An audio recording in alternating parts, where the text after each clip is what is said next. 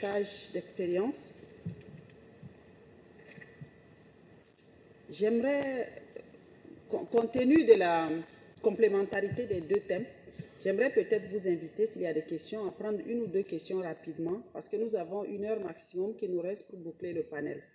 Alors, nous allons prendre rapidement ces questions. Les panélistes vont y répondre avant de passer la parole aux autres copanélistes pour leur présentation. Mais vous prenez le même conteneur pour l'amener à Lagos, vous payez 3 fois plus cher. Donc cela veut dire qu'il faut que nous les Africains qu'on essaie de revoir notre position. Cela veut dire que nous devons redéfinir nos rapports avec les lignes maritimes. Si vous regardez un peu l'histoire de la création des conseils des chargeurs dans les années 70, nous sommes en train de vivre la même période, si vous regardez, c'est la même histoire. Ce qui est important dans tout ça, c'est que l'Afrique est en train de se réveiller avec des chefs d'État jeunes qui comprennent qu'aujourd'hui l'Afrique doit prendre ses responsabilités. Aujourd'hui, nous avons un arsenal juridique au niveau national et au niveau communautaire. Aujourd'hui, vous prenez la charte d'Abidjan, mais qui règle le problème. Mais qu'est-ce qu'on attend aujourd'hui? Que les lignes maritimes continuent de dicter leurs lois.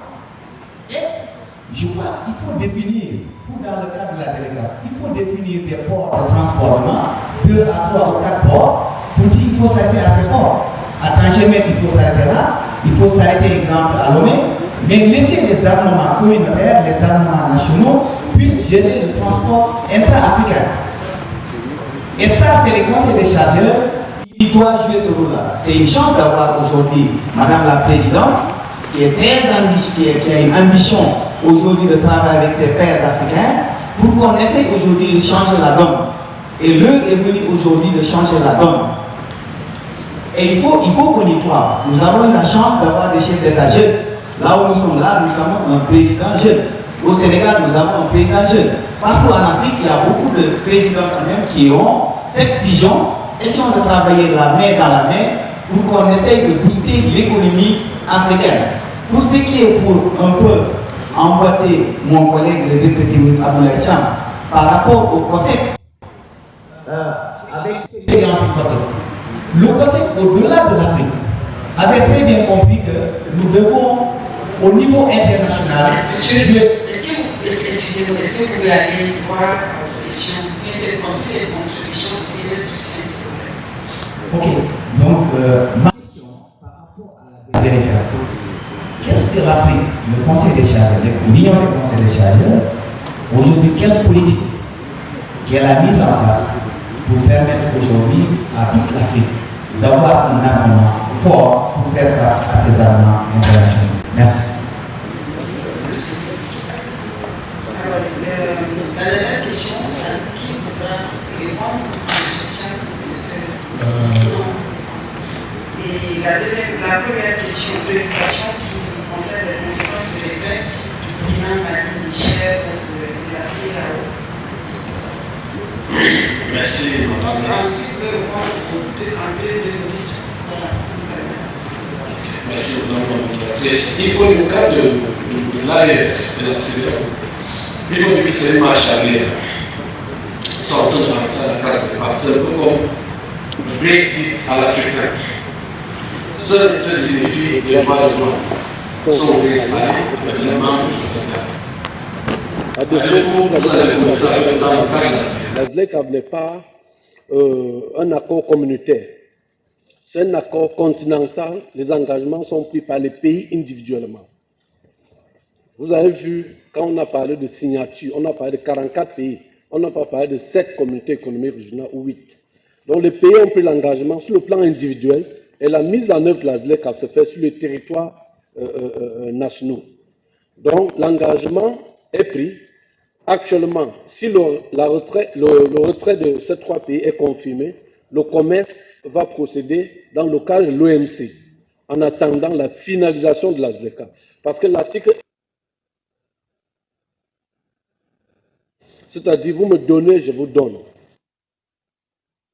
ne valide pas les échanges avec les autres pays de la CEDEAO dans le cadre de l'OMC.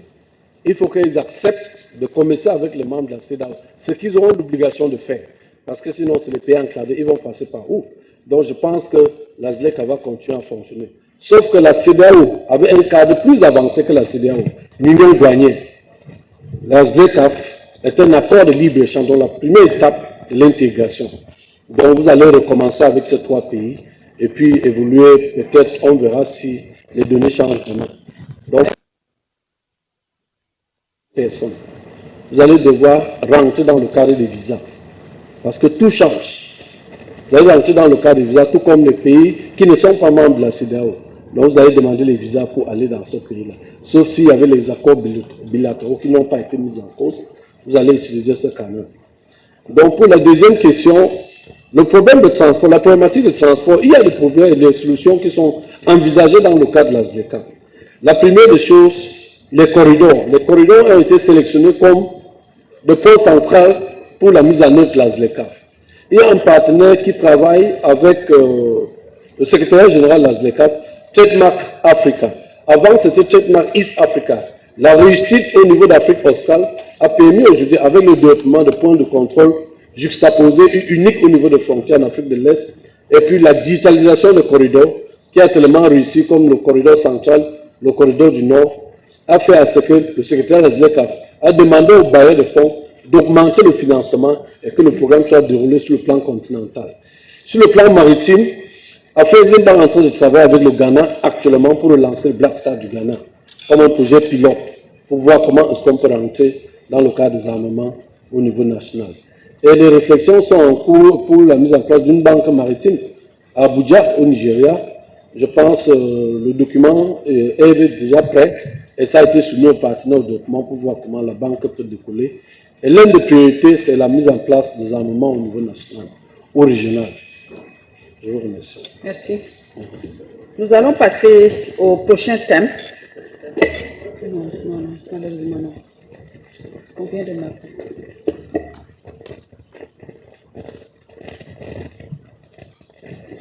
Nous allons passer au prochain thème qui s'intitule « Rôle et importance de l'assurance des marchandises dans le commerce international ». Et ce thème nous sera présenté bien évidemment par la personne du directeur général de la Star Nationale. Monsieur le directeur général.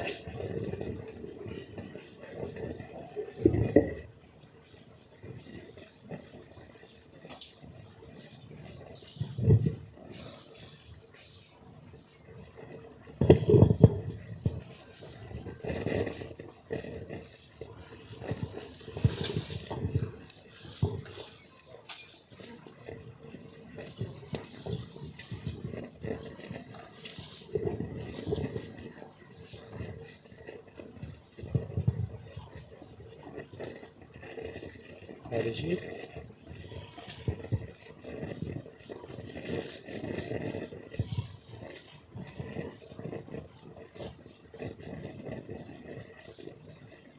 Bonjour à tous.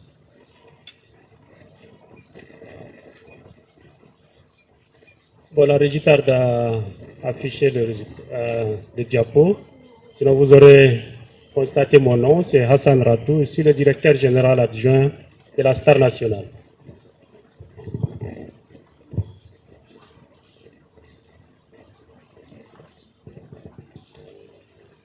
Je tiens à remercier le COP4 pour l'opportunité qu'il nous offre pour parler de l'assurance, qui est un secteur un peu méconnu, du public et surtout des chargeurs. Je pense que c'est une occasion où on va essayer d'éclairer certaines choses pour leur permettre quand même d'assurer leurs marchandises et de les sécuriser pour que le transport se fasse dans de bonnes conditions.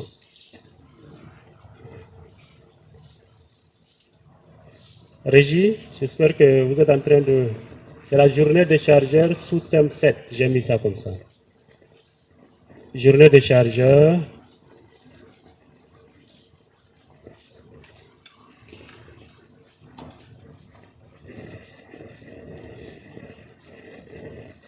S'il vous plaît, journée des chargeurs sous thème 7.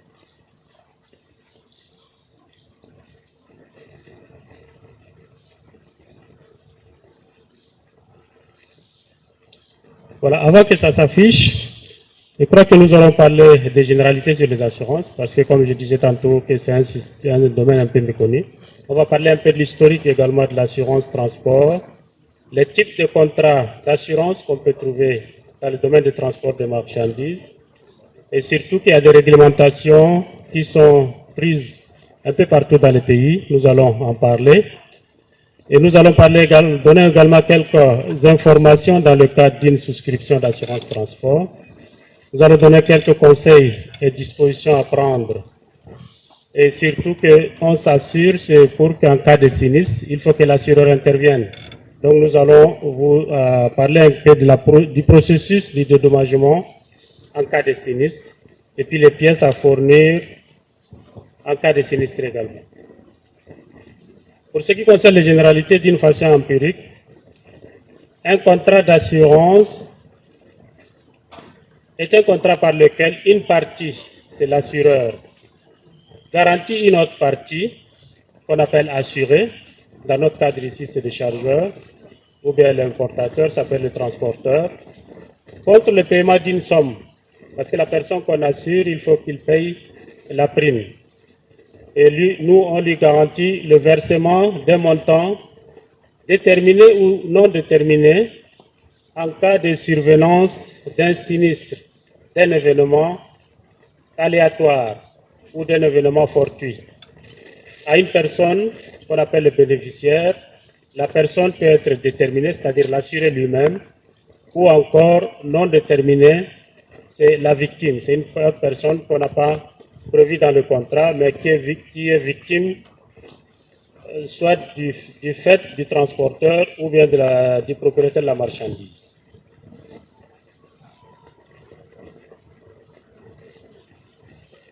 Madame la modératrice, c'est un peu gênant.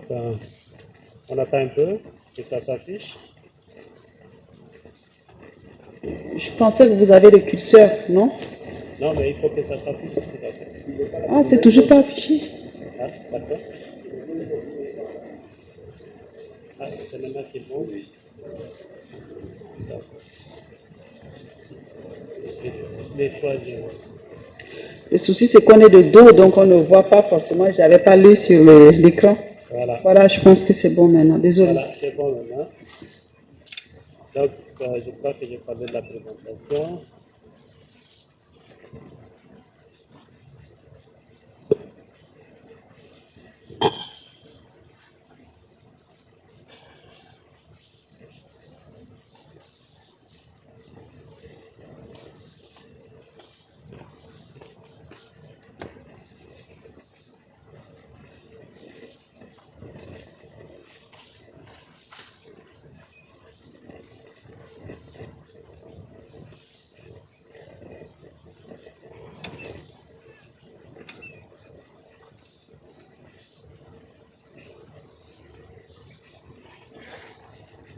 Voilà, donc c'est la présentation que j'ai faite tout à l'heure.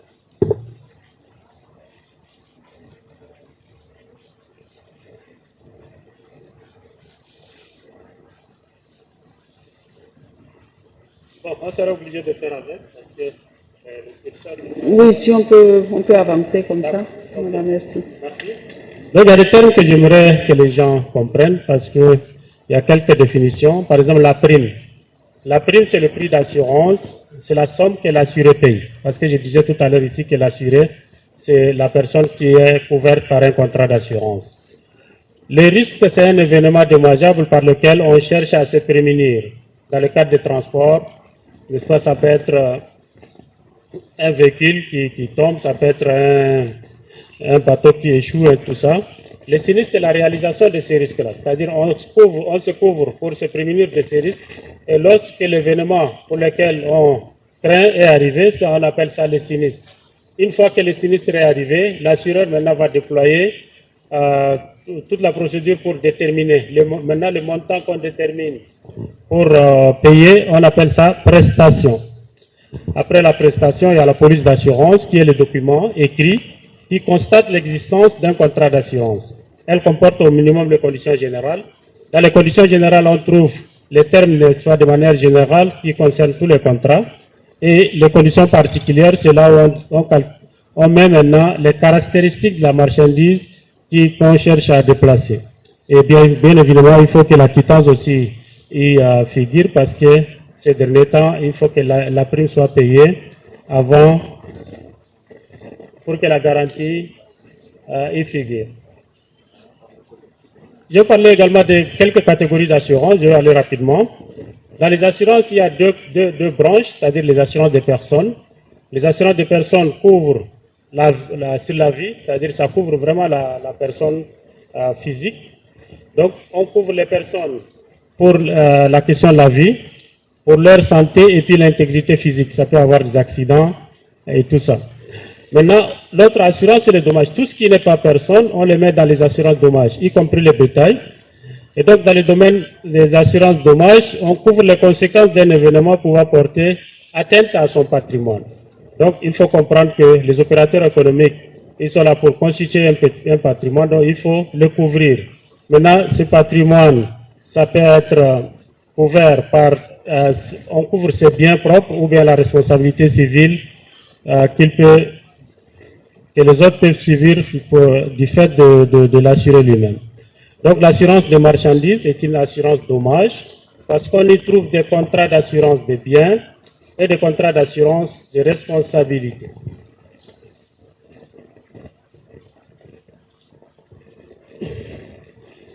L'assurance même est née de l'assurance des marchandises parce qu'au Moyen-Âge, il y a une pratique qu'on appelle la grosse aventure. Par le passé, c'est-à-dire les commerçants, ils transportaient leurs marchandises, ils peuvent voir un banquier pour lui dire, écoute, donne-moi mon argent et je vais aller transporter, donne-moi de l'argent pour amener une marchandise. Donc, ils vont trouver un compromis avec le banquier, le banquier lui prête l'argent et il ne peut rembourser au banquier que lorsque la marchandise est arrivée à bon port, lorsque vraiment cette marchandise est arrivée sur place. Si la marchandise périsse, alors le banquier perd son argent. Ça, c'était une convention que par le passé, au Moyen-Âge, a été mise en place. Et donc, cette pratique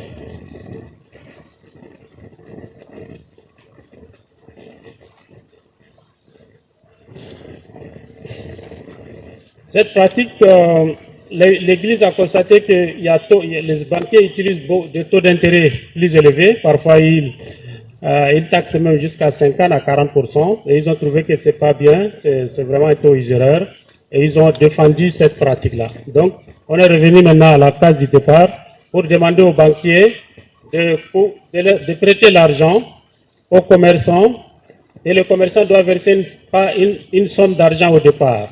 Lorsque la marchandise arrive au bon port, le commerçant perd son argent et si ça périsse, le banquier doit l'indemniser. Et c'est ce système qu'actuellement nous les assureurs, on le fait exactement. Donc il faut comprendre que les marchandises, lorsqu'elles se déplacent, ils sont toujours soumis à des risques, quel que soit le mode de transport qui est choisi. Ça peut être la route, ça peut être le chemin de fer, ça peut être les voies maritimes. Les marchandises sont exposées à de nombreux risques. Ça peut être du risque ordinaire, comme les accidents, événements de transport ou incendies. Et pour les bateaux, ça peut être les mouilles, ça peut être également les autres accidents relatifs aux bateaux. Et ça peut être aussi des risques exceptionnels tels que les grèves, les vols, émeutes, actes de terrorisme et de guerre. Maintenant, comme je disais tout à l'heure que l'assurance transport, c'est une assurance de dommages, où on y trouve l'assurance de responsabilité civile et l'assurance transport des marchandises. Donc, l'assurance de responsabilité civile, elle est destinée aux transporteurs. Parfois, on appelle RC transporteur. Parfois, on appelle ça RC transporteur. Donc, elle est destinée aux transporteurs eux-mêmes. Alors que l'assurance des marchandises, c'est le propriétaire de la marchandise lui-même qui doit prendre cela. Maintenant, la RC transport, il y a un principe de base. Parce que si le transporteur, on lui confie une marchandise, il est tenu à amener cette marchandise à bon port. On dit que le transporteur a une responsabilité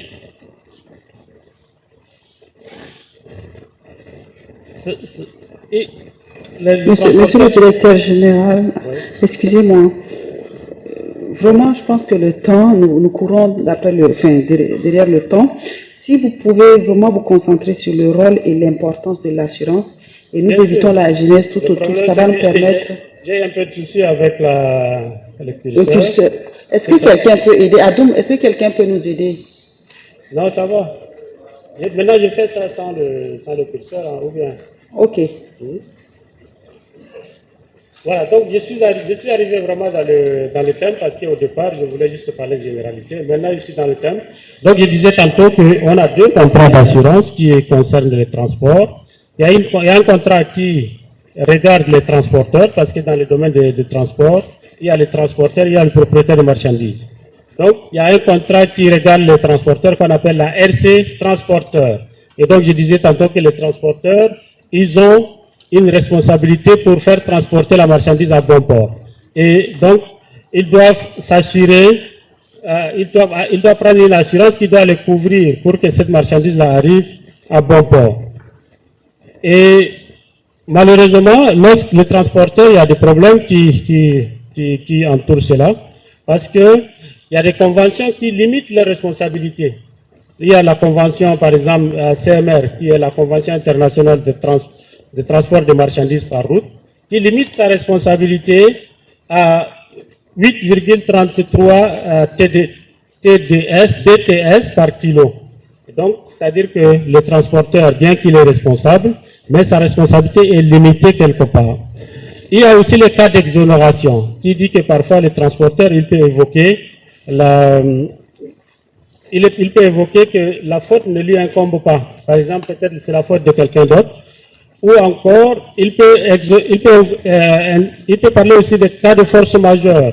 Et donc, la responsabilité du transporteur tombe. Et dans ce cas-là, le propriétaire de la marchandise, lui-même, il endosse sa responsabilité.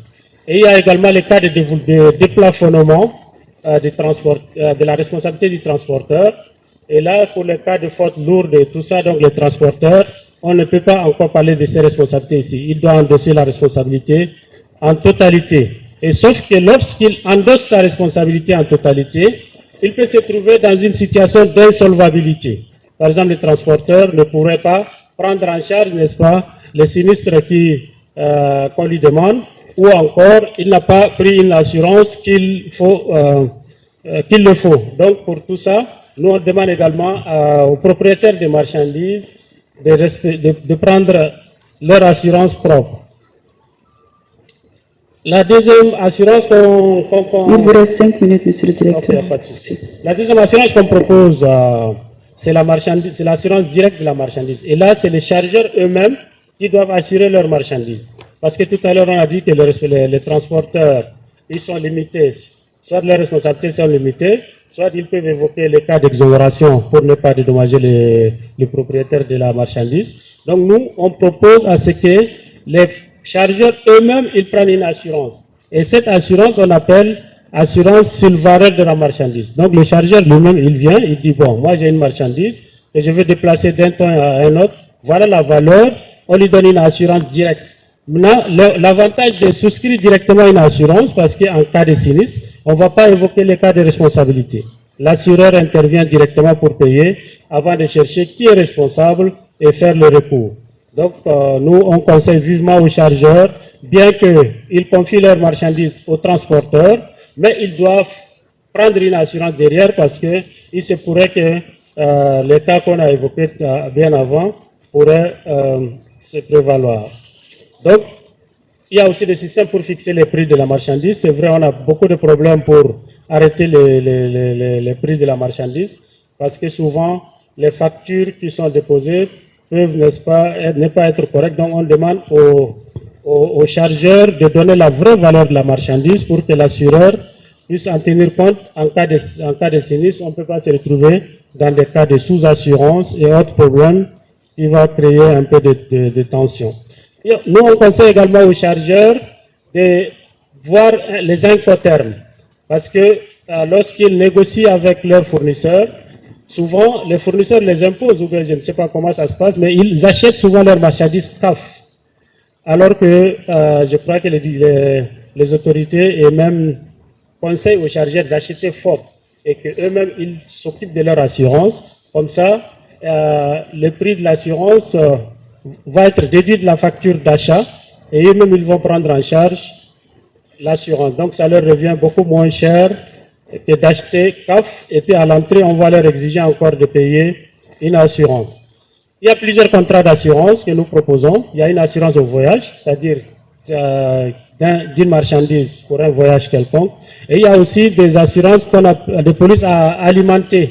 Donc, c'est pour des marchandises qui sont en grande quantité. Donc, on met une police. Et puis, le transporteur, à chaque fois qu'il déplace une marchandise, il suffit de remplir, n'est-ce pas, un document qu'on appelle le certificat. Et une copie est destinée à l'assureur. Il y a aussi les polices d'abonnement qui intéressent beaucoup plus les transitaires et autres. Voilà, je vais aller un peu plus vite.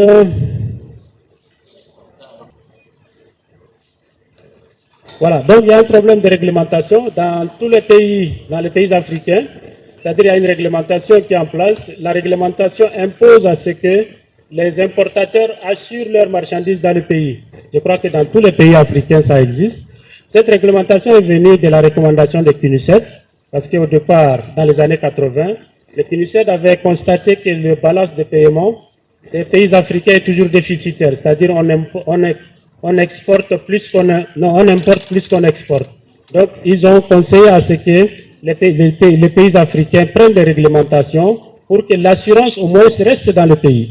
Donc, je crois que c'est cette recommandation qui a amené tous les pays africains à prendre des dispositions pour rendre obligatoire l'assurance et la domiciliation de l'assurance transport de marchandises.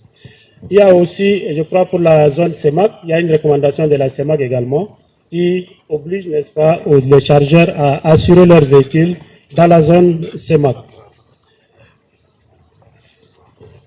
L'avantage de cette domiciliation, parce que on a constaté que les chargeurs, lorsqu'ils assurent leurs assurances en dehors du pays, souvent en cas de sinistre, ils ne se retrouvent pas, parce qu'ils ne connaissent même pas quel est l'assureur qui a assuré cette marchandise-là. Et donc, au moins, avec la domiciliation, ils savent vers qui ils ont assuré leur marchandise. Donc, en cas de sinistre, ils peuvent directement aller voir l'assureur, négocier avec lui, parler de la prise en charge du sinistre. Et même s'il y a un problème, au moins, il peut aller devant les tribunaux, faire une réclamation et l'assureur va l'indemniser. Mais s'il s'assure, par exemple, en Chine ou un peu partout, parfois, il a des difficultés même en cas de sinistre pour entrer en contact avec l'assureur. Et c'est tous les problèmes qu'ils ont avec leurs fournisseurs. Donc je crois qu'il y a d'autres diapos qui parlent de documents à fournir lorsqu'il y a un sinistre et tout ça. Je crois que je vais m'en passer de ça. Et dans les discussions, peut-être, on va revenir sur comment est-ce qu'on peut prendre en charge les sinistres. Merci.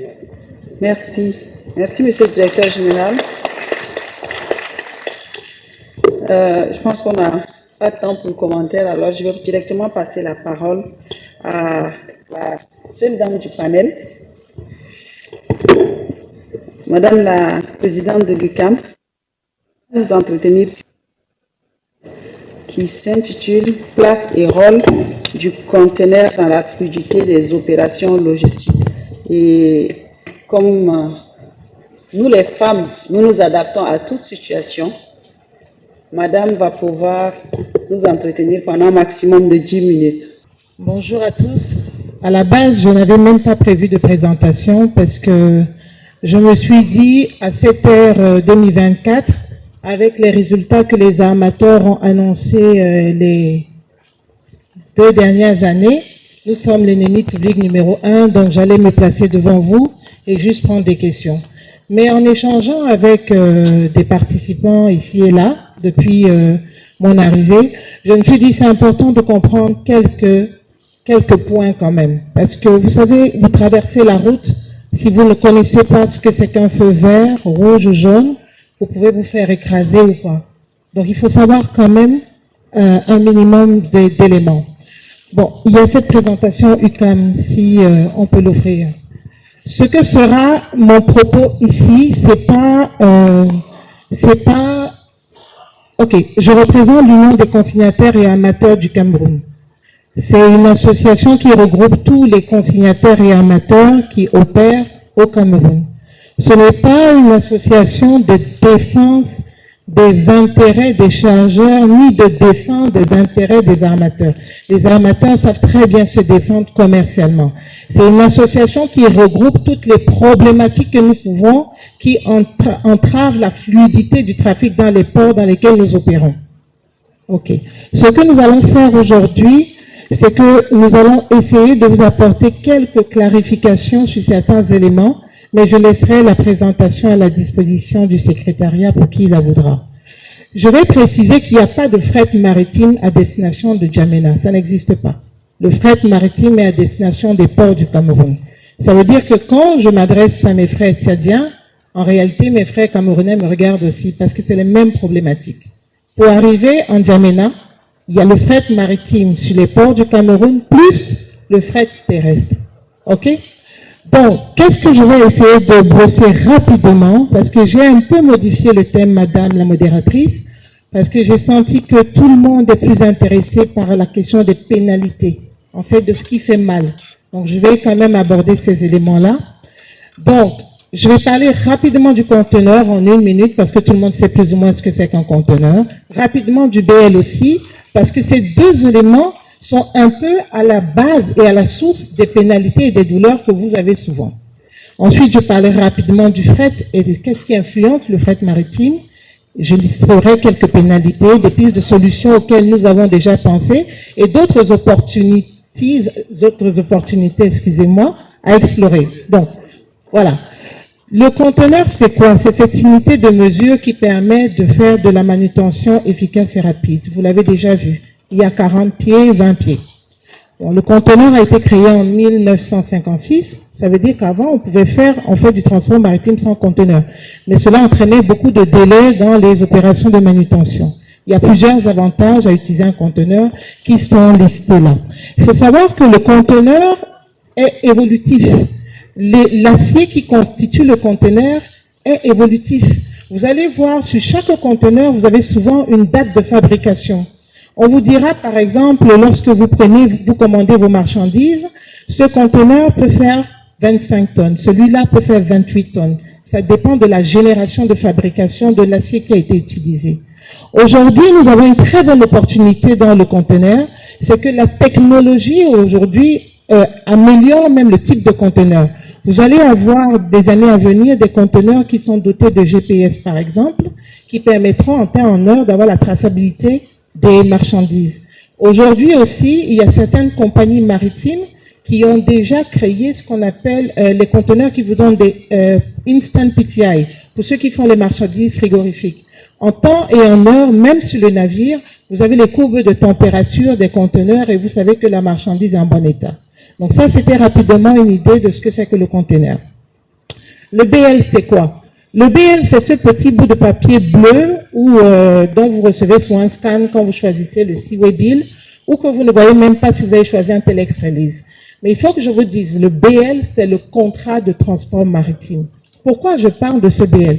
Parce que c'est le BL qui dit qui peut parler à la compagnie maritime. Nous, en Afrique, on sait dire à mon frère, importe ça pour moi, exporte ça pour moi. Mais en faisant ça, vous vous excluez déjà de la discussion en cas de problème.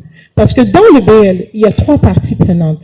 Il y a le shipper, il y a le consignee, il y a le notify, tout ça encadré sur le document de la compagnie maritime. C'est très important. Et il y a différents types de BL. Il y a des BL négociables, c'est-à-dire que on peut les transférer. Le chargeur peut dire, j'envoie ma marchandise au Tchad à monsieur Hamid, mais je ne suis pas sûr de lui. Il faut qu'à destination, si monsieur Hamid se désiste, que je puisse vendre à quelqu'un d'autre. Il peut choisir aussi ce qu'on appelle un Seaway Bill ou un Telex Release, où il dit le destinataire ne va jamais changer. À ce moment-là, une simple copie suffit. Pourquoi je présente les types de BL? Parce que automatiquement, les chargeurs prennent toujours le connaissement transférable. Et lorsqu'ils le perdent, ils viennent dire, mais c'est mon nom qui est dessus. Non, non, non. Ça n'a pas d'importance. Si vous avez choisi un document dont la propriété est transférable, vous devez le remettre selon les textes du transport maritime.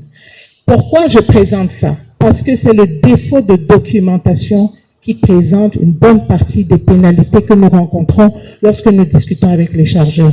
Donc là, j'ai présenté le BN. On va passer à la prochaine slide. Le fret maritime, l'ennemi numéro 1. Il y a quelques années, à la période Covid, Dieu merci, j'étais déjà dans le maritime, ça fait 20 ans, nous avons eu une période où, lorsque Covid s'est déclenché, tout le monde avait peur de mourir, vous vous souvenez? Moi aussi. Donc, les navires, qu'est-ce qui se passait? Les productions avaient chuté, les commandes avaient chuté, les réceptions avaient chuté, les navires naviguaient à 20-30% d'occupation. Personne ne s'en est plaint. Il s'est passé que lorsque la deuxième phase de Covid est passée, la Chine s'est mise à produire. Et les Américains, par exemple, qui utilisent 70% de leur revenu annuel pour voyager, ne pouvaient pas voyager. Qu'est-ce qu'ils ont fait? Ils ont commencé à commander massivement. Commander pour changer la décoration, commander pour changer je ne sais quoi.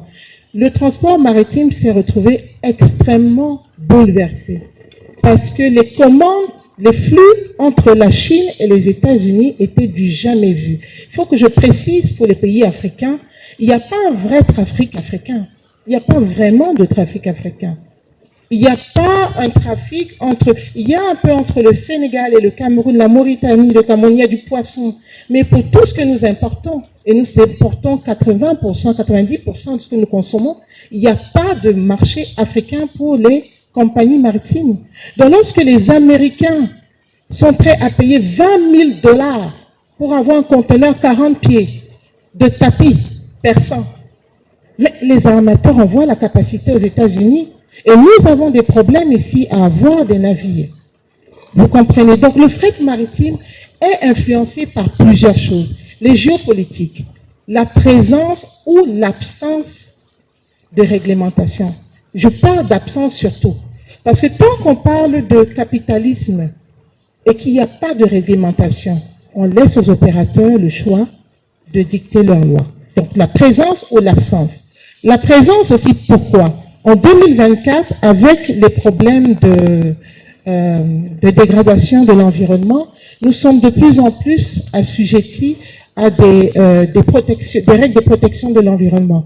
Nous avons plusieurs navires aujourd'hui que nous devons mettre au rebut parce qu'ils ne respectent plus les normes de protection de l'environnement. Ce qui veut dire que les capacités pour transporter les marchandises sont réduites et celles qui sont disponibles sont un peu plus chères. Les influences économiques, le coût du carburant, l'offre et la demande, les problèmes des ports ou les fluidités des ports, par exemple, la météo, le marché et la concurrence, tous ces éléments sont des éléments qui jouent et qui influencent le fret maritime. Généralement, quand je parle de fret maritime, les plus virulents sont les importateurs. Oh, j'ai importé l'année dernière, c'était 6 000 $, cette année c'est 10 000 $. Jamais un exportateur ne s'est plaint chez moi. Vous savez pourquoi? Qui fait du sésame ici? Le sésame, on va en parler, qui part du Tchad. Un conteneur 40 pieds de sésame, qui quitte d'ici à là-bas, il coûte 300, 400 000, vraiment en haute saison. Ce même conteneur, il va en Turquie. Ce même conteneur qui quitte de la Turquie ici, coûtera 4 millions, 3 millions.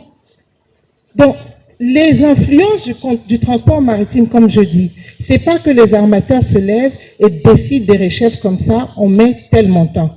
Il y a quand même des calculs qui sont fonction du besoin du conteneur dans l'endroit, de l'offre et de la demande, de la géopolitique, de la situation de piraterie, par exemple. Vous allez voir que depuis qu'il y a l'incident à Mer Rouge, la plupart des marchandises qui partent du Moyen-Orient doivent passer par l'Afrique du Sud, et donc il y a forcément des surcharges qui sont des surcharges de guerre ou des surcharges de contournement qui ont renchéri un peu l'offre de fret. Donc ça, c'est quelques-uns des éléments clés qui influencent les coûts du fret maritime. On va passer à la prochaine slide. Bon. Les pénalités, les surestaries, les détentions, les charges locales, les charges maritimes fluctuantes. J'ai cité un peu ce qu'on m'a dit hier, j'ai fait ça ce matin. Et je vais parler aussi de la caution. Qu'est-ce que c'est que la caution rapidement? Et aussi de qui est le client finalement. Parce que ça, c'est un problème que nous avons beaucoup lorsque nous échangeons avec les partenaires économiques dans le cadre du transport maritime. Donc les surestaries et les détentions, en fait, c'est des pénalités qui sont axées sur l'utilisation abusive du conteneur. Les conteneurs, c'est des outils de transport, c'est pas des magasins ambulants. C'est-à-dire que ces conteneurs-là, je vous ai présenté un peu, ils sont fabriqués pour pouvoir faire un certain nombre de voyages par an, pour être rentables. Et il n'y a pas une fabrication infinie. Il y a des fois des limites de disponibilité des conteneurs. Donc lorsqu'un opérateur importateur récupère un conteneur, et pour des raisons qui sont de son fait ou même pas de son fait, ça n'a pas d'importance. Il n'a pas pu avoir son BL à temps, il n'a pas pu transférer les devises à son fournisseur à temps, il n'a pas pu valider sa déclaration à temps. Mais lorsqu'il garde le conteneur pendant 4 mois, il est en fait en train d'empêcher un exportateur d'avoir ce conteneur. Il y a un coût d'opportunité pour la ligne maritime. C'est ce coût d'opportunité-là qui est calculé en termes de surestarie et détention. Dans certains pays, les deux sont regroupés. Mais dans nos pays africains, les surestaries, c'est le temps d'utilisation du conteneur dans l'espace portuaire, et la détention, c'est hors de l'espace portuaire. Je vais vous dire, mes chers frères tchadiens et même camerounais, les opérateurs ne sont pas toujours tous vertueux. C'est-à-dire que quand vous regardez le conteneur, c'est l'un des magasins les plus sûrs. Vous posez un conteneur, vous le bloquez, personne ne peut toucher à votre marchandise. Donc, que font certains opérateurs?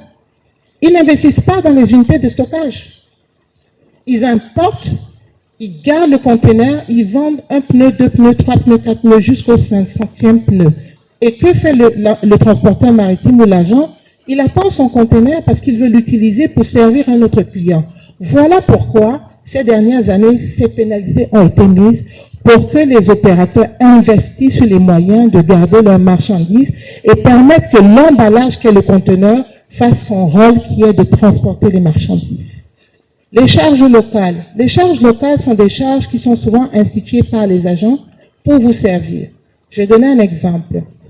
Il y a quelques années, il y avait ce qu'on appelait au Cameroun les déclarants babouches. C'est-à-dire que tout était fait à papier, sur papier par des gens de peu de formation. Avec le temps, les agents maritimes, là je ne parle pas des armateurs parce que c'est deux choses différentes. L'armateur, c'est celui qui gère le navire. L'agent, c'est celui qui a l'agence sur le pays et qui s'adresse à vous. Nous avons...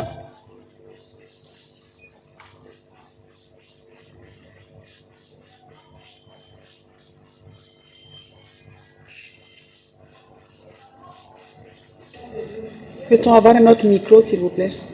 Vous pouvez continuer quand même.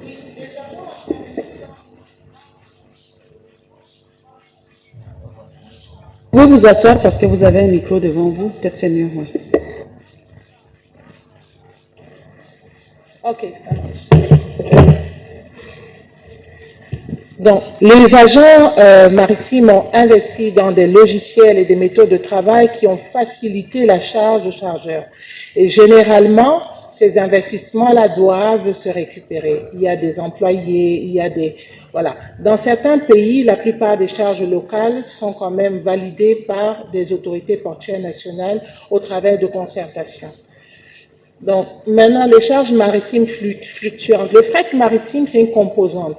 Il y a ce qu'on appelle un fret de base, et puis il y a des charges qui sont liées au pétrole, à la guerre, à la congestion du port dans lequel le navire accoste. Ces éléments-là vont fluctuer en fonction justement de la situation des éléments qui le constituent. Donc, qu'est-ce que c'est que la caution? Pourquoi j'ai parlé de caution? Parce que c'est un sujet qui fâche beaucoup lorsqu'on parle avec les transporteurs. La caution, c'est simplement une garantie que le conteneur que vous avez pris va retourner. Comme j'ai dit, le conteneur vaut aujourd'hui tout neuf, un conteneur 40 pieds, dans les 4 millions, 5 millions, dépendamment de la technologie de la génération. Un importateur vient me voir et me dit, Madame, je fais mon échange, je prends 10 conteneurs et je m'en vais, j'arrive, je vais revenir. Non, vous ne pouvez pas me prendre 50 millions d'immobilisation et me dire que vous allez revenir. Vous allez me déposer une caution parce que c'est cette caution qui me permet d'avoir un levier pour récupérer mon équipement. Bien sûr, on ne prend pas des cautions à tout le monde. Bien sûr, on ne prend pas des cautions énormes à tout le monde. Il faut absolument bâtir une relation avec votre agent parce que ce qui importe à l'agent, c'est la garantie que son équipement lui sera remis en l'état et dans les temps. Maintenant, qui est le client? Parce qu'on va maintenant me dire, mais moi j'ai essayé de déposer une caution, on a refusé. Je vous ai présenté le connaissement maritime au départ. Le problème, c'est que nous sommes dans une relation juridique, légale, de contrat entre X, Y et Z. Il est très difficile que j'accepte que A vienne se porter caution. Et monsieur l'assureur qui connaît, qui sait un peu de quoi je parle, une personne qui n'est pas partie prenante à un contrat va difficilement prendre des engagements pour ceux qui sont dans ce contrat. Voilà pourquoi il va être très important, parce que c'est un gros défi que nous avons, il va être très important de s'identifier comme client dans les opérations de transport maritime que vous faites. Ça vous protège d'énormément de désagréments. Je vais passer à la prochaine, qui sont les pistes de solution. Comment éviter les faux frais? J'ai besoin de dire ça quand même. On a parlé beaucoup de formation, parce qu'en réalité, il faut savoir ce que vous achetez. C'est quoi les incoterms? Pourquoi j'achète Coût et Fret? Pourquoi j'achète FOB? Pourquoi j'achète CY? Pourquoi j'achète Tordo? Les incoterms présentent beaucoup d'opportunités, il faut les connaître. Il faut bien sélectionner vos partenaires. Je le dis pourquoi. Nous faisons, en tant qu'armateurs et consignataires, d'énormes réductions sur les frais de surestarie et de détention. Mais nous avons remarqué quelque chose. Des fois, je vous donne un petit exemple rapide, madame, l'importateur X a sa facture, il envoie son transitaire nous voir. Le transitaire obtient une réduction, mais l'importateur X ne le voit jamais. C'est pas notre rôle d'aller faire le tri des relations entre partenaires. Mais je peux vous dire, certaines compagnies maritimes ont commencé à rejeter toutes les demandes qui ne sont pas placées directement par le réceptionnaire, même s'il a donné un mandat au transitaire. Ça apporte des désagréments, ça apporte des complications, mais ça permet que le client ressente la flexibilité de la compagnie maritime et non son intermédiaire. On parle aussi de connaître les tarifs et les coûts. Il faut savoir ce que vous achetez. Parce qu'il faut comprendre qu'est-ce que c'est le fret, l'assurance, qu'est-ce que vous payez. Il faut bien négocier ces tarifs. Il faut comprendre aussi la réglementation et les douanes. Nous avons un gros cas, des gens qui prennent, par exemple, le cas le plus difficile qu'on rencontre souvent, c'est lorsque les gens importent des marchandises exonérées ou avec des tarifs douaniers avantageux. Ils ont l'impression peut-être que ça les exonère de tout. Non. Généralement, quand c'est pas bien travaillé, ça crée plus de délais à l'arrivée ou au départ, ce qui génère des pénalités. Donc, il faut bien travailler sur sa documentation et ses facilités douanières. Pareil, il faut connaître ses documents, bien gérer ses risques, s'assurer quand il le faut, c'est très important.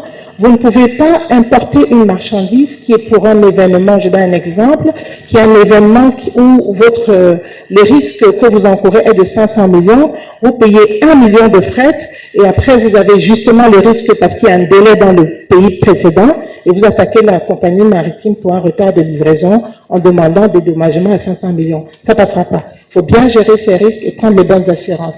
Il faut utiliser la technologie. Aujourd'hui, que ce soit les administrations des douanes, les ports, les terminaux, tout le monde va à des outils technologiques de dernière génération. C'est très important que les chargeurs aussi se mettent à cette école-là, parce que c'est ça qui vous permet de voir les défaillances de vos systèmes d'exploitation aussi. Il faut mieux planifier, il faut communiquer, il faut vous faire connaître. C'est très important. Ne laissez pas les intermédiaires faire tout pour vous. Et aussi, il faut analyser vos performances. La dernière fois, j'ai importé, j'ai exporté en 2 semaines, c'était fait. Comment je peux faire en 1 semaine? Comment je peux faire? Voilà, à chaque fois, il faut analyser vos performances et voir où vous pouvez enlever les boulots d'étranglement. Et plus, il faut se former. C'est très important.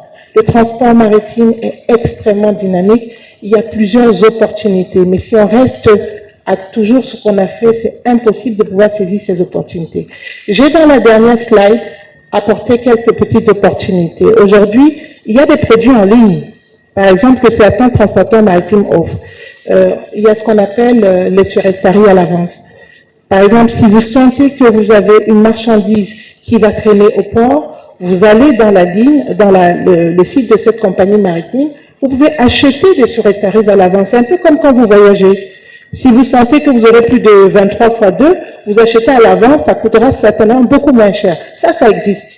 Il y a les conteneurs dernier voyage. Si vous sentez que vous avez un problème, demandez que le conteneur qui soit utilisé pour votre marchandise soit un conteneur dernier voyage. À ce moment, le conteneur vous appartient et vous ne payez vous ne payez pas de surestarie, pas de détention. Vous êtes exempt. Vous avez les ristournes chargeurs. Pour ceux qui font les grands volumes, pourquoi vous ne venez pas me négocier des ristournes? Ça joue dans votre poche de façon positive. C'est possible. Il y a ce qu'on appelle les spot rates. La plupart des compagnies maritimes maintenant sont capables de vous offrir des taux qui sont avantageux selon l'utilisation du navire. C'est-à-dire quand le navire n'est pas plein, les taux baissent. Vous pouvez avoir des taux intéressants. Mais il faut le connaître. Il y a aussi les contrats de performance. La plupart des compagnies maritimes sont capables aujourd'hui, surtout dans des cas de campagne, les campagnes très dures, de dire on a un contrat de performance, vous me donnez tel nombre de volumes, vous chargez à telle fréquence. Si vous ne chargez pas, vous payez telle pénalité. Mais moi aussi, en tant que compagnie maritime, j'ai l'obligation de charger les marchandises en temps et en heure. Et si je ne le fais pas, je vous paye une pénalité. Donc, il y a de plus en plus de petits produits qui sont à la disposition des chargeurs qui peuvent leur permettre de réduire aussi leurs coûts et d'augmenter leurs revenus. C'est ça que j'ai essayé de mettre dans ces petits éléments. Je vous remercie pour votre attention. Alors, j'ai envie de dire, connaître son travail, c'est bien, mais le maîtriser, c'est encore mieux. Merci. C'était très passionnant. Nous allons passer au dernier panéliste, à la personne de M. Ali Djimba, qui va nous présenter, également en 10 minutes, les coûts et délais de passage portuaire dans les pays de transit. Le Cameroun, le Nigeria, le Togo, le Bénin et autres. M. Djimba, oui, vous pouvez rester assis, ça ne dérange pas.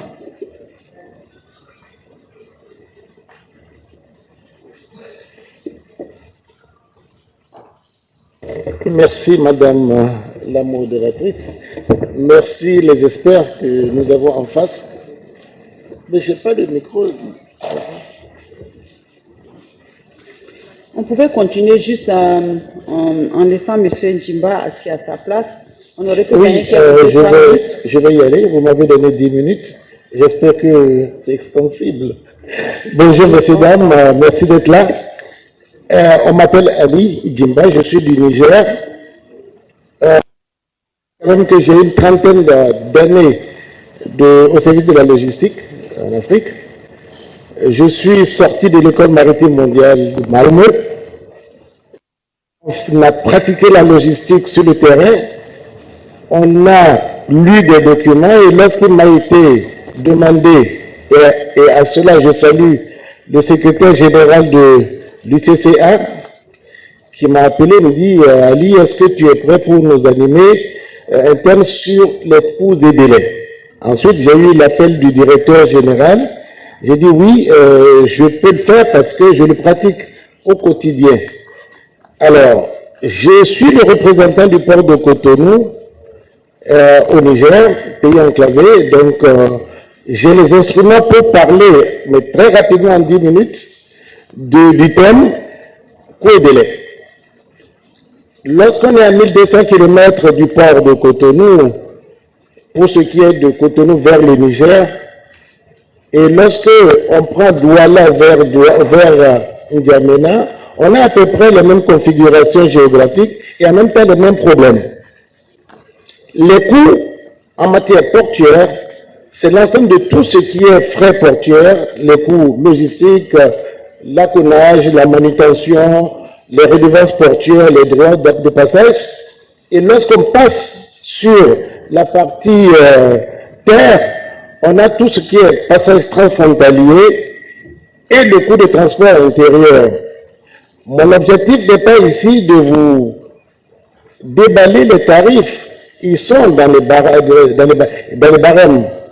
si vous allez sur Gogol, vous avez les barèmes et redevances des ports de Douala, des ports de Cotonou, des ports de Lomé. Pour des experts que vous êtes, l'objectif pour moi n'est pas de parler de tout ça. On va gagner du temps. On va plutôt parler essentiellement de ce qu'on appelle les coûts cachés. Parce que le coût direct, on sait que le port de Douala, c'est 5 jours de pratique. Le port de Cotonou, c'est 8 jours de pratique. Mais ce qu'on n'a pas, c'est en fait que représentent les coûts cachés. C'est-à-dire, par coût caché, on dit, j'ai perdu du temps, le coût du temps, on va dire. Et c'est là où, à un niveau d'analyse, ça devient intéressant. Parce que lorsque vous demandez à votre transitaire combien de temps ça me fait de Douala à N'Djamena, il va vous dire 8 jours. Oui, mais dans les 8 jours, il y a quoi? Je pense qu'à l'usage du chargeur, c'est la maîtrise de ce temps qui est l'élément déterminant. Voilà. Donc, je me rappelle, il y a une dizaine d'années, j'étais représentant du port de Cotonou. Le temps de passage au port était de 25 jours. Aujourd'hui, on est à 5 jours au port de Cotonou. On est même en dessous. On va dire, on est à 3 jours lorsque certaines actions sont menées. Et c'est de ça qu'il faut qu'on parle ici. Lorsque on est sur une plateforme de ces grandes compétences, on parle en profondeur, en structurel. Alors, pourquoi on perd du temps au port? On perd du temps au port parce que la documentation n'est pas prête, le transitaire n'avait pas tous les documents pour démarrer les formalités, il y a les procédures qui prennent du temps, les procédures n'ont pas été bien écrites, mais on va dire aujourd'hui quand même qu'il y a eu tellement d'évolution que les performances des ports ont permis de gagner du temps portuaire. J'ai parcouru les indices de performance logistique du port de Douala. Ils sont à 2 points. Il faut dire que le point défini par la Banque mondiale, c'est 5. Mais le port de Douala est à 2 points, cela veut dire qu'il reste à faire. Lorsqu'on voit le parcours sur les corridors, dans les études, il y a eu une période où en Douala et N'Djamena, on est à peu près à une dizaine de jours. Aujourd'hui, avec les performances sur les corridors, l'amélioration des infrastructures de route, de passage transfrontalier, on a amélioré le temps de parcours. Donc, en fait, c'est ça les éléments sur lesquels il est bon qu'on échange lorsqu'on est à un niveau d'expertise qui est votre niveau. Donc, c'est ça l'essentiel parce que aujourd'hui, gagner du temps, c'est gagner de l'argent. Et en cela, le conseil des chargeurs, pour moi, doit jouer ce rôle de formateur des utilisateurs des ports qui sont les chargeurs. Alors, qu'est-ce que nous proposons? On propose franchement qu'il y ait des forums de formation des chargeurs, qu'on puisse expliquer aux chargeurs, qui peuvent être les transitaires ou le consommateur final, comment on peut accélérer la documentation pour permettre que le temps de séjour au port soit le minimum possible. En fait, c'est ça le message que je voudrais porter aux gens, parce que les comptes performances ont été ressortis dans plusieurs études, mais on connaît les comptes performances.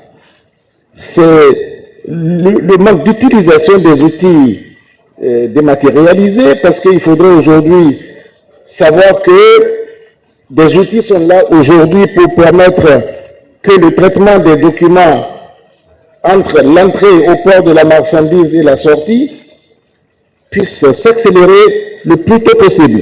Et plus tôt c'est fait, plus tôt l'importateur a sa marchandise et moins ça coûte pour le panier de la ménagère. Parce que, à l'ultime, c'est de ça qu'il s'agit. Combien coûte le sac de riz dans le panier de la ménagère? C'est à cela qu'il faut penser.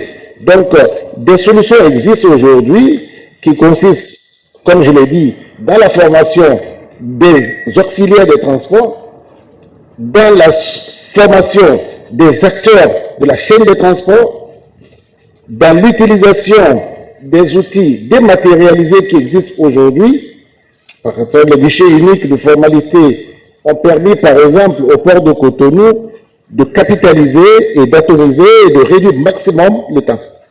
Au niveau des suivis sur les corridors, nous avons aujourd'hui le SIGMA, qui est l'outil mis en place par la Banque mondiale, qui permet de suivi et de réduire donc les temps de contrôle et les postes de contrôle sur les corridors. Les postes de contrôle constituent aujourd'hui un facteur majeur de contre-performance.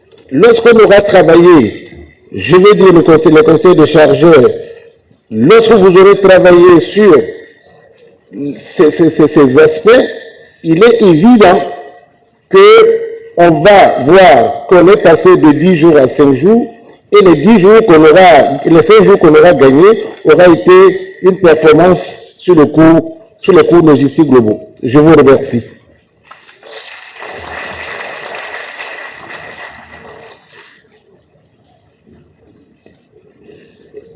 Merci pour la performance, M. Djimba. Vous nous avez aidé en respectant le délai qui vous a été donné. Alors, logiquement, je ne devrais même peut-être plus donner la parole pour les questions parce que nous avons excédé le temps qui nous est imparti. Mais peut-être pour bien faire et même aller à l'encontre de la décision des organisateurs, je m'en excuse auparavant, peut-être donner la possibilité à une personne au moins de poser une question. Bon, peut-être une autre personne parce que vous aviez déjà posé la question tout à l'heure. Monsieur là-bas, s'il vous plaît. On peut remettre un micro au monsieur, s'il vous plaît.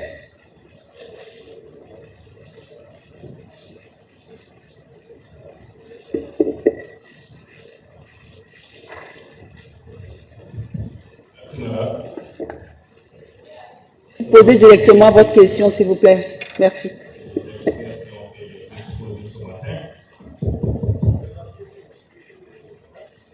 Je me présente, maître Serigne Diop, expert maritime,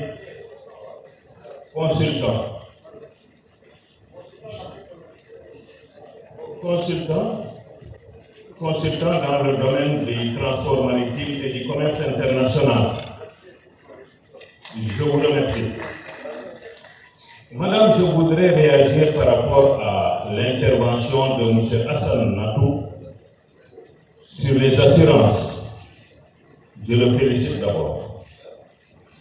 Dans la sous-région, nous avons de sérieux problèmes concernant les assurances maritimes. Dans le cadre du Code ciment, des dispositions ont été adoptées dans les années 80. Et c'est ainsi qu'en 1983, plusieurs pays de la sous-région ont adopté une nouvelle législation. La domiciliation de l'assurance maritime au niveau de nos États et également l'obligation d'assurance.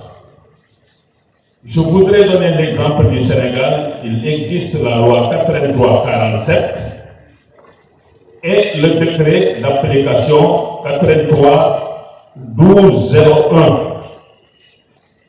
qui demande aux chargeurs sénégalais, et c'est également la même chose au niveau des autres pays, que ce soit le Tchad, le Cameroun, la Côte d'Ivoire et autres. Obligatoirement, il faut souscrire une police d'assurance, donc au niveau du Sénégal, du Cameroun et autres. Donc il faut l'obligation et la domiciliation. Ça, c'est un premier problème. Mais également, dans le cadre du transport maritime, il est demandé aux chargeurs d'acheter FOB et de vendre CAF. C'est-à-dire, au moment de conclure le contrat de transport, le contrat de vente, dans le cadre de la Convention de 1980 sur les ventes commerciales internationales, il faut, dans ce cadre-là, même si le fournisseur est à l'étranger, je prends le cas de la Chine, il faut obligatoirement souscrire la police d'assurance aux pays importateurs en Afrique et également conclure. Je pense que vous avez épuisé votre temps dans l'analyse que vous êtes en train de faire. Donc, on va devoir vous demander de passer directement à la question, s'il vous plaît. Je n'ai pas compris, s'il vous plaît. Passez directement à la question, s'il vous plaît. Non, en fait, c'est une contribution, mais la question que je pose donc à M. Hassan, dans nos pays, les chargeurs souscrivent pour respecter la réglementation une police FAPSOF qui ne couvre pas les cargaisons à l'arrivée. Et c'est à l'arrivée qu'ils souscrivent la police, qu'ils ne le font pas à l'étranger. Qu'est-ce qu'il faudrait faire pour trouver une solution à ce problème? Je vous remercie.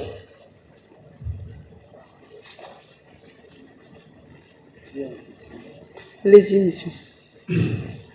Merci. Je m'appelle Beauclair Gaka. Je suis président national du syndicat des transporteurs routiers du Cameroun.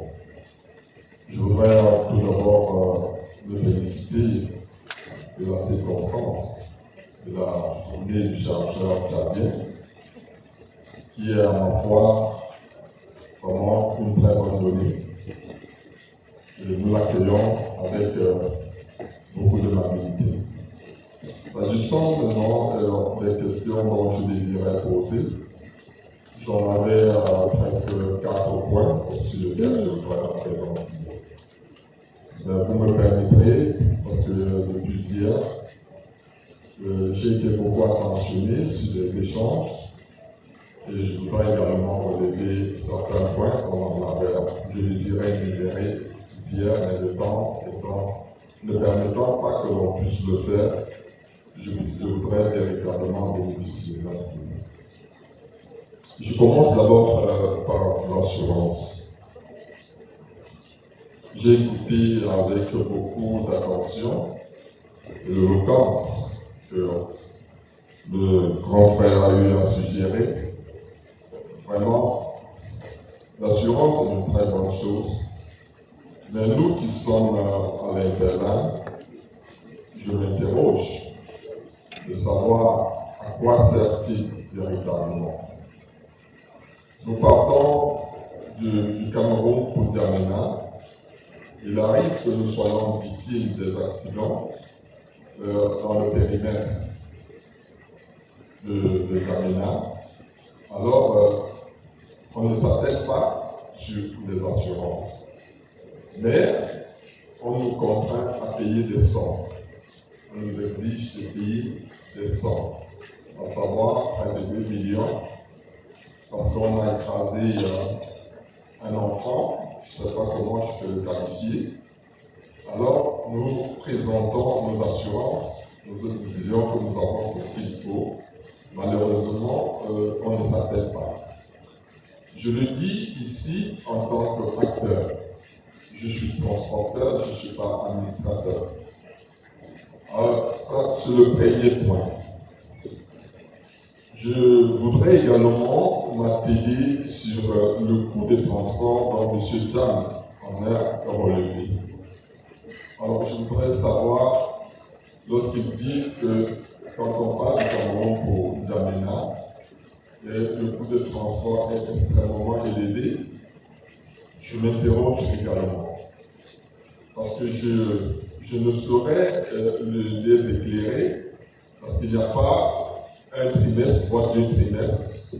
Les efforts que nous, transporteurs, avec l'administration camerounaise, suite déjà à l'échange que le DG de la douane camerounaise l'a relevé hier, qu'il est à l'écoute, à la suite également du secrétaire général du port Saint-Ernst, qui déjà a dépêché des hommes sur l'Interline pour éradiquer un certain nombre de contrôles qui en avaient un contrôle intensif. Mais aujourd'hui, il faut se féliciter parce que vraiment, moi je le dis en tant qu'acteur, qu'il y a moins de plaintes. Je vais vous avouer que la majorité de mes membres sont des Tchadiens. Pourquoi des Tchadiens? Parce que hier, ils vivaient des moments extrêmement difficiles et j'étais leur apport, seulement qui accusait les situations qui se posaient à leur endroit au niveau du Cameroun. Donc aujourd'hui, lorsque j'écoute des plaintes, je trouve un peu alarmant et je voudrais que nous bénéficions dans ces circonstances pour essayer de bannir les propos des uns et des autres qui ne livrent pas les faits en direct sur le terrain.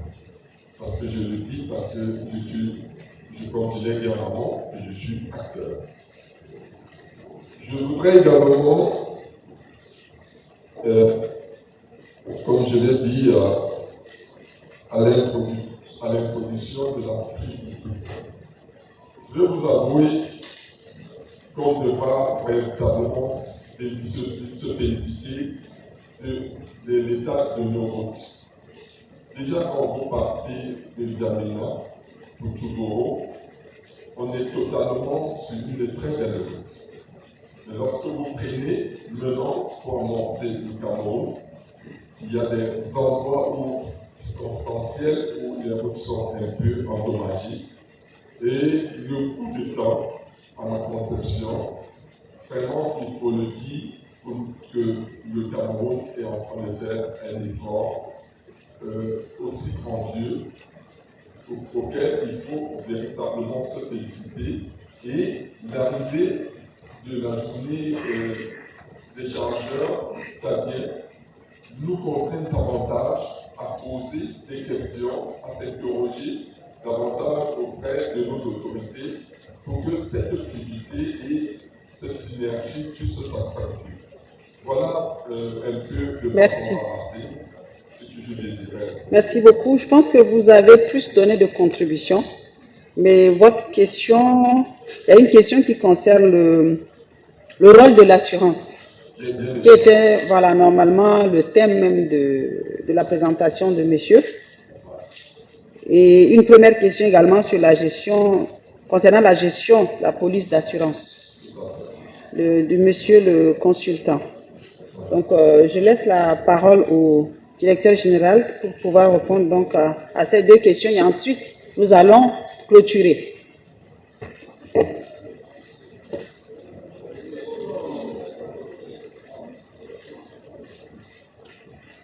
Merci madame. Par rapport à la question de maître Serine Thiam, vous savez que l'assurance est un outil que les pays utilisent parfois pour développer, parce qu'il y a une corrélation entre le développement d'assurance et le développement d'un pays. Donc souvent l'État intervient pour légiférer, pour prendre des mesures afin, n'est-ce pas, de maîtriser le développement économique. C'est comme ça que dans le domaine du transport, comme je disais tantôt, les États africains, étant donné qu'ils importent plus qu'ils n'exportent, ils ont voulu au moins maintenir la prime d'assurance dans le pays. Parce que c'est une épargne qui peut être utilisée par les banques et même par l'État dans les obligations et tout ça. C'est comme ça que tous les pays presque africains, ils ont pris des dispositions de domiciliation. C'est-à-dire non seulement vous êtes obligé de prendre une assurance pour transporter la marchandise, mais vous devrez le faire dans le pays importateur. C'est comme ça que c'est ce qu'on appelle la domiciliation, et l'obligation et la domiciliation de l'assurance transport. Maintenant, M. Serine, il posait des questions sur les contrats même, parce que comme je disais tantôt, il y a plusieurs sortes de contrats d'assurance, et en dehors, n'est-ce pas, des différentes polices qu'on propose aux chargeurs, il y a même des garanties, c'est-à-dire on peut assurer, ce qui est obligatoire, c'est la FAPSOF, c'est-à-dire ce que l'État a rendu obligatoire, c'est la FAPSOF, c'est-à-dire il faut qu'il y ait un accident derrière. Il faut qu'il y ait un accident avant que l'assureur intervienne. Mais il y a d'autres garanties qu'on appelle la garantie tout risque. La tout risque, ça couvre totalement la marchandise, c'est-à-dire à destination, on constate seulement est-ce qu'il y a un manque dans la marchandise. Si c'est le cas, l'assureur intervient pour dédommager. Donc, bien que la réglementation impose à ce que les chargeurs prennent uniquement la FAPSOF, mais pour bien se couvrir, il faut demander la garantie tout risque. Je crois que le taux n'est pas assez élevé et c'est ça qui couvre totalement l'assureur. Donc, dans les négociations avec les fournisseurs, moi je recommande aux chargeurs franchement d'acheter leurs marchandises FOP parce que lorsqu'ils achètent CAF, ils sont obligés encore de payer l'assurance à l'entrée et ça fait une double assurance Et donc, ce qui fait que sur le marché, ça pouvait aussi augmenter les prix. Maintenant, à la deuxième question, à quoi les assurances servent? C'est comme ça que je disais, pour prendre une assurance, il faut au moins connaître son assureur. Parce que souvent, les gens, ils prennent l'assurance auprès de n'importe qui. Parfois, c'est des intermédiaires. Parfois, c'est... Donc, il faut d'abord connaître son assureur. C'est comme ça que les gens qui prennent leur assurance un peu partout dans les pays européens, tout ça, en cas de sinistre, ils ne trouvent personne derrière. C'est-à-dire, il n'y a rien qui va venir au secours. Alors que si vous venez trouver votre assureur du pays que vous connaissez bien, vous signez avec lui un contrat. Au départ, il faut d'abord que prenez le temps de lire correctement les contrats. À quoi est-ce que je suis couvert avant de signer? Maintenant, si c'est vraiment ce dont vous êtes couvert y est arrivé, l'assureur il est obligé d'intervenir. S'il n'intervient pas, je crois qu'il y a les juridictions ou il y a des autorités compétentes qui peuvent l'obliger à s'assurer. Maintenant, ce qui arrive souvent, parce qu'il parle des victimes où il faut payer, là il s'agit de l'assurance de l'automobile elle-même. Pour l'assurance automobile, étant donné que le transport, ça passe d'un pays à un autre, les assureurs ont mis en place un organe qu'on appelle la carte rose, c'est-à-dire un véhicule camerounais. Lorsqu'il commet un accident au Tchad, on a un bureau de carte rose qui est ici. Donc il faut saisir le bureau de carte rose qui est dans le pays et c'est lui qui va prendre le relais pour dédommager. Le problème c'est que souvent les transporteurs, ils sont un peu pressés là, quand il y a un accident, ils préfèrent se débarrasser rapidement de la victime et puis continuer leur cours. Mais prendre le temps, par exemple, de venir déclarer le contrat et puis s'assurer que l'assureur, il est là derrière pour payer. Merci, madame. La personne, vous pouvez juste vous rapprocher de la personne tout à l'heure et poser la question.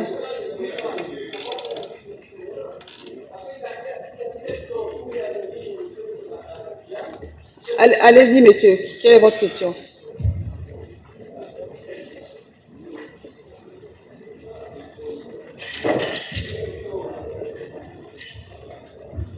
D'abord, merci beaucoup pour votre indulgence.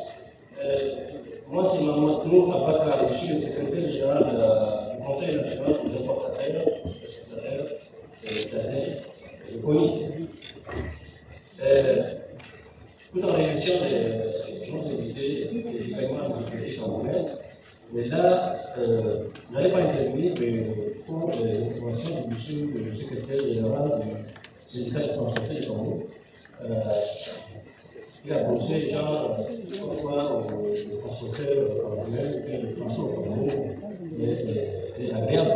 Non, pour le Tchad, le Cameroun, le transport, ça a été une constante. Déjà, le Cameroun ne respecte pas le quota de plus de 3 décennies qui devait nous gérer 65% de flotte doit faire des transporteurs tchadiens. C'était ça le Cameroun. Et 35% de Cameroun, c'est comme une genre d'accord tacite entre les autorités et les syndicats de transporteurs du Cameroun qui sont faits de sorte que nous avons subi beaucoup de pressions et des agréments. Ça veut dire qu'il y a 11 checkpoints entre barrières et ports entre Cameroun et N'Djamena. Entre Cameroun et Koutere, 11 ports. On a dit hier, on est obligé de là-bas. Donc, monsieur, le transport à Cameroun, c'est plus catastrophique. Ça a beaucoup pesé sur nos importations. Respecter le minimum qui est de 65%. Aujourd'hui, le Cameroun est à 80% des camions. Et nous, on en souffre. Merci. Merci beaucoup.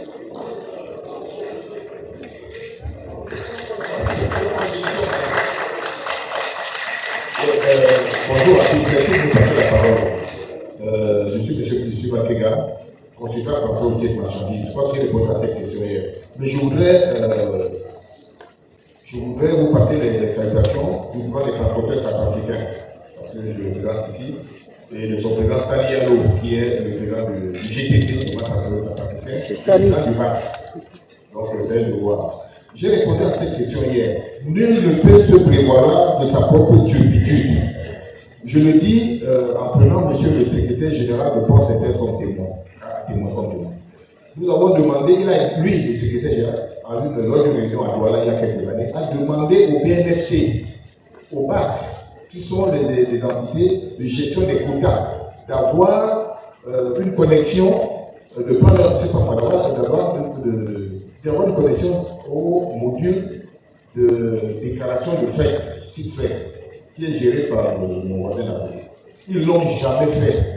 Il est question que le BNFC, pour les transporteurs tchadiens, soit connecté. Et dès qu'il y a une offre de fait, qu'ils soient au courant, au même titre que le BGP, qui est du Cameroun, et le BAC aussi, parce que c'est les trois entités qui gèrent les quotas, pour pouvoir donner le fait à leurs transporteurs. Mais malheureusement, le BNFC, pour je ne sais quelle raison, ne l'a jamais fait. Le BAC non plus. Et moi, je me permets de faire ce reproche, parce que c'est ça qui pose problème. Il faut que les gens soient au courant. Il faut que dès à présent, tout de suite, le BNFC entre en contact avec le guichet unique du Congo pour être éligible au fait. C'est ça le problème. Ça fait que quand le fait est donné, les autres ne sont pas au courant, et forcément les camions camerounais qui sont là, la partie camerounaise, donnent le fait au Camerounais. C'est ça le problème. Il faut que nos entités de gestion de fait se mettent à agir. Mais j'ai une question, une préoccupation sur les assurances.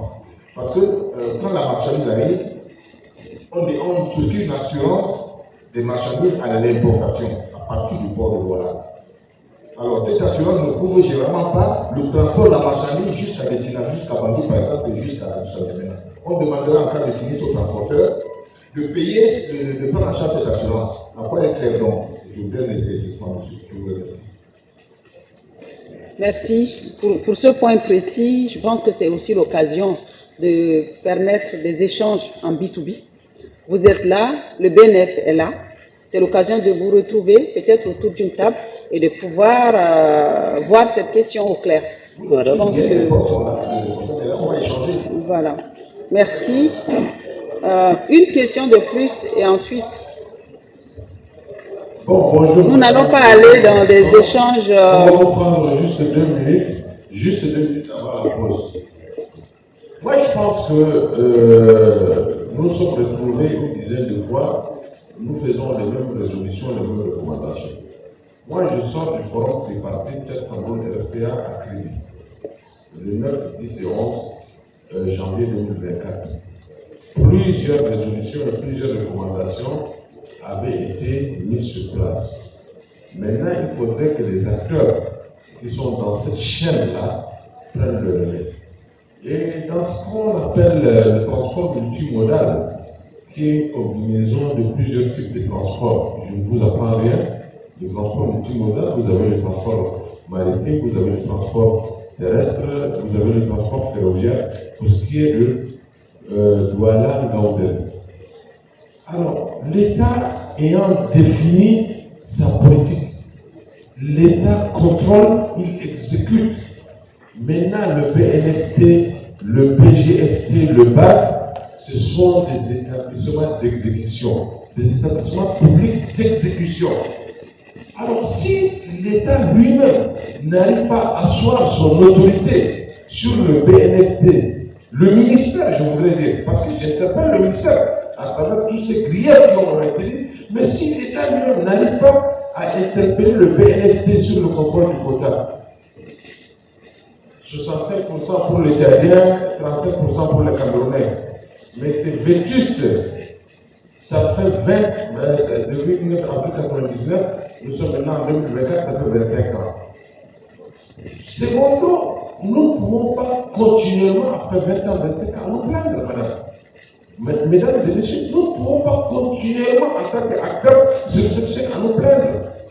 Qu'est-ce qu'on a fait des résolutions et des recommandations du forum tripartite Cameroun-RCA, où par exemple, maintenant, une des résolutions phares de ce forum, lorsqu'il y a un transbordement sur un camion, on a recommandé au BGFT de ne plus facturer, de ne plus faire la double facturation. C'est une avancée notable. Aujourd'hui, le commerçant tchadien, pour parler terre à terre, le document doit être scanné au pont bascule des 2 ports du Cameroun, le port autonome de Douala et le port autonome de Kribi.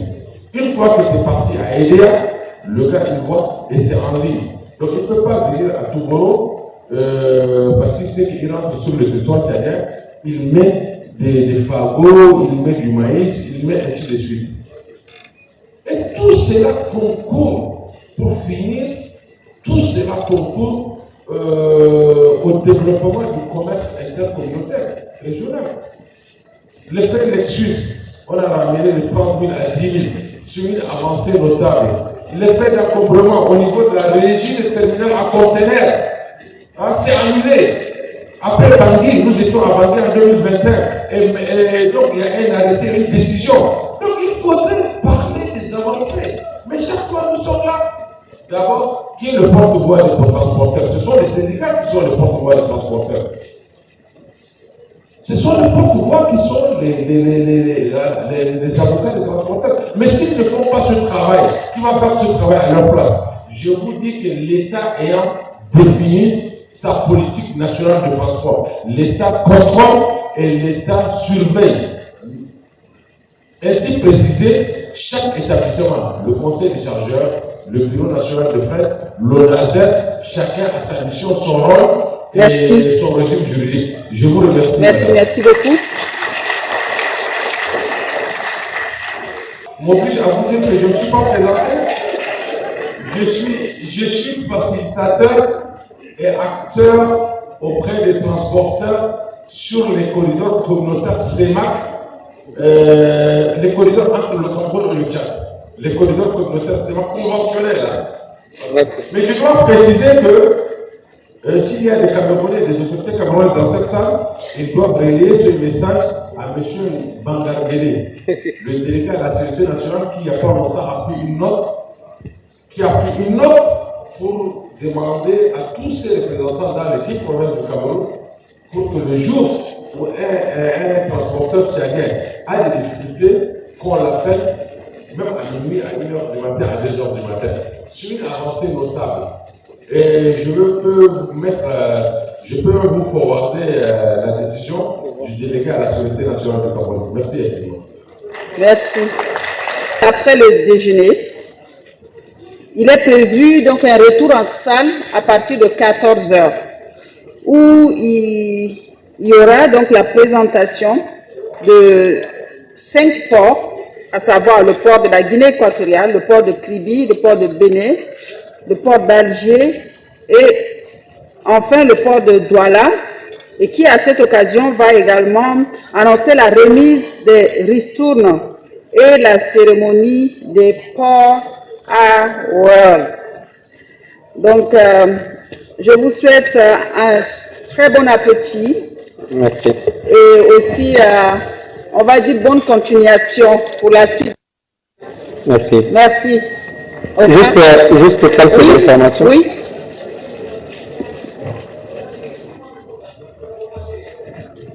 Très bien.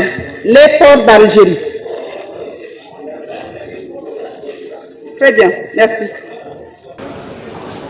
Et par notre présence personnelle, par la mobilisation de la forte immigration venue du port autonome de Douala, nous démontrons par là l'engagement du directeur général à vouloir faire en sorte que le port de Douala soit de plus en plus rapproché des chargeurs. Parce que le port existe parce qu'il y a des chargeurs. Il faudrait bien que cette activité soit bien connue. Cette première édition nous donne l'occasion de remercier le directeur général de COCCHAD. C'est une initiative très louable et comme je l'ai déjà dit, nous ne pouvons qu'être fiers et nous sommes prêts à l'accompagner jusqu'au bout. Alors, je voudrais déjà vous situer le contexte. La vérité, c'est que pendant longtemps, le chargeur avait été considéré comme un usager du port. Mais avec l'avènement de la nouvelle direction générale depuis 2016, nous avons compris, et le directeur général, M. Ngossirus, parce que je suis le directeur général adjoint, le DG Ngosirus, a voulu que nous changions de paradigme et que désormais le chargeur soit pris pour le principal partenaire du port. Donc, tous ceux qui concourent à résoudre les problèmes de la population en aval, nous les traitons désormais comme des partenaires et nous essayons de comprendre leurs problèmes pour essayer d'optimiser et leur rendre la vie facile dans les échanges. Alors, je voudrais simplement leur demander de faire de plus en plus confiance, non seulement à leurs chargeurs, mais au port du Douala que nous représentons.